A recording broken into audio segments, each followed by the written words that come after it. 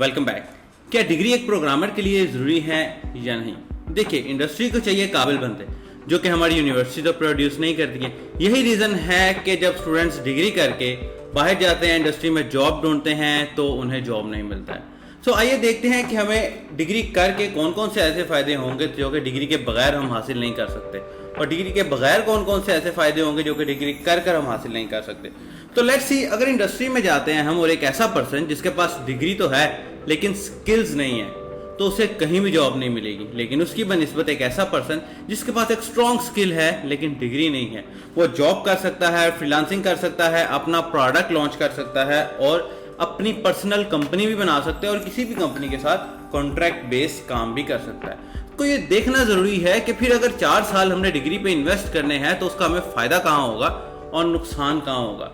So let's see, अगर हम सबसे पहले ये देख लेते हैं कि डिग्री हमारी अगर हम कर लेते हैं तो उसके फ़ायदे क्या क्या हैं। ठीक है, सो लेट्स सी, अगर हम डिग्री किसी को ज्वाइन करते हैं तो नो डाउट डिग्री के बहुत सारे फ़ायदे हैं, बिकॉज डिग्री में एक जो है करिकुलम से पढ़ाया जाता है और एक स्पेसिफिक सब्जेक्ट्स होते हैं और एक स्पेसिफिक पोर्शंस होते हैं जिससे गुजर के आप एक लर्निंग पॉइंट पर पहुंचते हैं। फॉर एग्जांपल, पहला सेमेस्टर, दूसरा सेमेस्टर, तीसरा सेमेस्टर, इस तरह करते करते फाइनल प्रोजेक्ट। ये 4 साल के अंदर जो 8 सेमेस्टर हमने लगाने हैं उसके अंदर एक स्ट्रक्चर्ड स्टडी होती है और उस एक स्ट्रक्चर्ड स्टडी में एक बिगिनिंग से लेके एंड तक, प्रोग्रामिंग से लेके, प्रोग्रामिंग फंडामेंटल से लेके, ऑब्जेक्ट ओरिएंटेड प्रोग्रामिंग से लेके प्रोजेक्ट की मैनेजमेंट तक एंड इंजीनियरिंग के कॉन्सेप्ट सिखाए जाते हैं। दैन फिर उसके बाद प्रोजेक्ट की डीलिंग सिखाई जाती है, लेकिन उस मानों में रख के जो कि आज से बहुत साल पहले इस्तेमाल किया जाता था। दूसरा फायदा डिग्री में ये हो जाता है कि आपको यूनिवर्सिटी में एक नेटवर्किंग अपॉर्चुनिटी मिल जाती है। आप डिफरेंट सेमिनार्स अटेंड करते हैं, डिफरेंट पब्लिक जो है सोसाइटीज़ में जाते हैं, प्लस आपके दोस्त ऐसे बनते हैं जो इन फ्यूचर जाके बहुत कामयाब बनते हैं, या यूनिवर्सिटी की सोसाइटी आपको ऐसा सपोर्ट प्रोवाइड करती है जो कि आपके फ्यूचर में काम आ सकता है। लेकिन इसके कंपैरिजन अगर दूसरी साइड पे देखा जाए तो नेटवर्किंग इससे ज़्यादा बड़ी है, वो हम बाद में देखते हैं। देन उसके बाद अगर हम बात करते हैं एम्प्लॉयमेंट अपॉर्चुनिटी की, तो बहुत सारी यूनिवर्सिटीज़ ऐसी हैं जिनके अंदर कंपनियां रिक्वेस्ट भेजती हैं कि हमें फ्रेशर लोग चाहिए।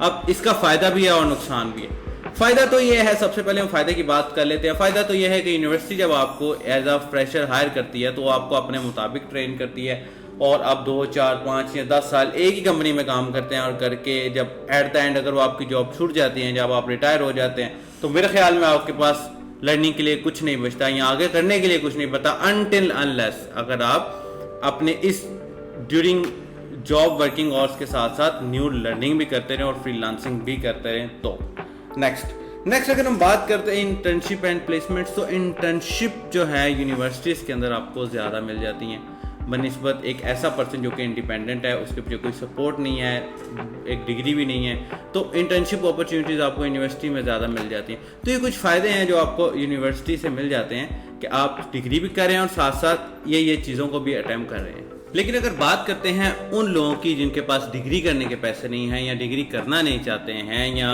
वो एक नया रास्ता तैयार कर रहे हैं, तो या नया रास्ता तलाश कर रहे हैं बेसिकली, तो उनके लिए क्या क्या अपॉर्चुनिटीज़ हैं और उनके क्या क्या फ़ायदे हैं, जो कि मुझे ऐसा लगता है कि ज़्यादा फ़ायदे हैं। सबसे पहले उनको एक बहुत सारा टाइम मिल जाता है कि जिसके अंदर वो स्किल्स को डेवलप कर सकते हैं, लेकिन कीप इन माइंड आपकी विल पावर बहुत स्ट्रांग होनी चाहिए। अब स्किल्स को डेवलप कैसे कर सकते हैं? वो कोई माइनर छोटा कोर्स ज्वाइन कर सकते हैं और उस एक कोर्स से अपना रोड मैप लेकर उसके ऊपर ज़्यादा से ज़्यादा प्रैक्टिस कर सकते हैं ताकि इंडस्ट्री में एक अच्छे लेवल पर काम कर सकें। उसके बाद उनकी सेल्फ स्टडी ज़्यादा स्ट्रांग होती है। फॉर एग्जाम्पल, यूनिवर्सिटी में आपको टीचर ने जितना पढ़ा दिया है, लेकिन उससे आगे रिसर्च की आदत आपको यूनिवर्सिटी से नहीं लगती अनटिल अनलेस आप बहुत ज़्यादा स्ट्रगलर नहीं है। लेकिन उसकी बनिस्बत एक सेल्फ स्टडीड पर्सन की बात करें तो सेल्फ स्टडीड पर्सन जो है वो सेल्फ स्टडी में रिसर्च वर्क बहुत ज़्यादा कर लेता है और बहुत सारी ऐसी चीज़ें सीखता है जो कि एक स्टूडेंट को डिग्री के बाद समझ आती है, ना ही के पहले। और नेक्स्ट, अगर आप कोई स्किल आपको समझ आ जाता है, आपने सबसे पहले डिसाइड करना होता है कि आप बनना क्या चाहते हैं। मोबाइल एप्लीकेशन डेवलपर बनना चाहते हैं, वेब डेवलपर बनना चाहते हैं, या क्लाउड इंजीनियर बनना चाहते हैं, जो भी कुछ भी बनना चाहते हैं, तो जब आप सेल्फ स्टडी करके एक स्किल्स के ऊपर पहुंच जाते हैं और उसके ऊपर एक छोटा सा कोर्स या छोटी सी कोई भी चीज़ या कुछ सीख लेते हैं कि आप अपना फर्स्ट प्रोग्राम लिख लें, उसके बाद आपकी प्रैक्टिस पे डिपेंड करता है कि आप कितनी प्रैक्टिस करें।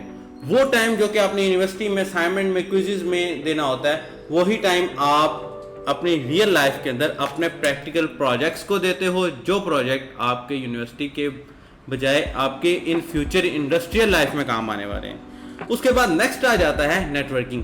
अगर आपके पास डिग्री नहीं है और आप सिर्फ स्किल्स की बेस पे इंडस्ट्री में आना चाहते हैं तो आपकी नेटवर्किंग बहुत स्ट्रांग होनी चाहिए।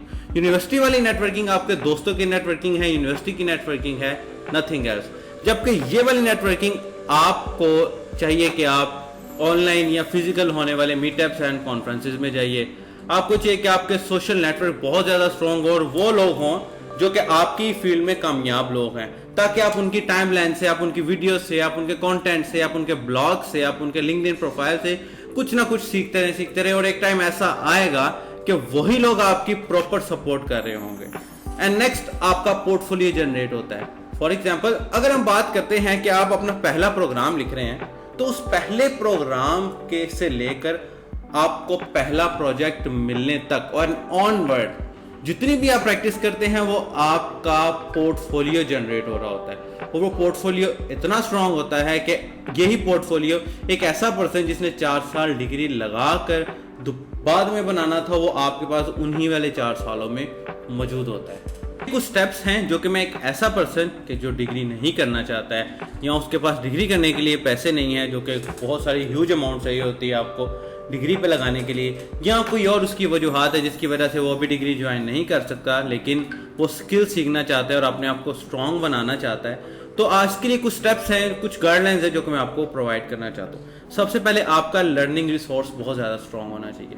वो कोई ऑनलाइन कोर्स हो सकता है, वो आपको कोई मेंटोर हो सकता है, आप यूट्यूब से लर्निंग कर लीजिए, यूडेमी से लर्निंग कर लीजिए, गूगल से रिसर्च कर लीजिए या चैट जीपीटी की मदद ले लीजिए, लेकिन आपकी लर्निंग रिसोर्स जो है वो बहुत ज़्यादा स्ट्रांग होना चाहिए और आपका प्रैक्टिस वर्क बहुत ज़्यादा होना चाहिए। दिन में आपको 6, 7, 8 घंटे प्रैक्टिस की बहुत ज़रूरत है और ये वही प्रैक्टिस है जो कि डिग्री करने के बाद दोबारा से आपको करनी पड़ती है, तो क्यों ना हम पहले ही कर लें। नेक्स्ट अगर हम बात करें तो आप स्टडी को या जो भी आप स्किल सीख रहे हैं उसको थियोरेटिकली देखने की बजाय प्रैक्टिकली देखें और अपने पास इतने प्रोजेक्ट्स बनाए कि जब आपको आपके क्लाइंट से आपका पहला प्रोजेक्ट मिले तो वो प्रोजेक्ट आपको ऐसे ही लगे कि आप एक प्रैक्टिस की फॉर्म में प्रोजेक्ट बना रहे हो लेकिन सीरियस माइंड के साथ, और आप एक अच्छा पोर्टफोलियो, स्ट्रॉन्ग पोर्टफोलियो बनाओ ताकि आपका क्लाइंट आपका काम देकर खुश हो और आपको ज्यादा से ज्यादा काम दे और आपके प्रैक्टिस प्रोजेक्ट ही इतने स्ट्रांग हो कि आपके क्लाइंट का काम आपके लिए कुछ ना रहे। एंड नेक्स्ट अगर हम बात करें नेटवर्क की, जो कि मैंने पहले बात की, आपका नेटवर्क बहुत स्ट्रांग होना चाहिए।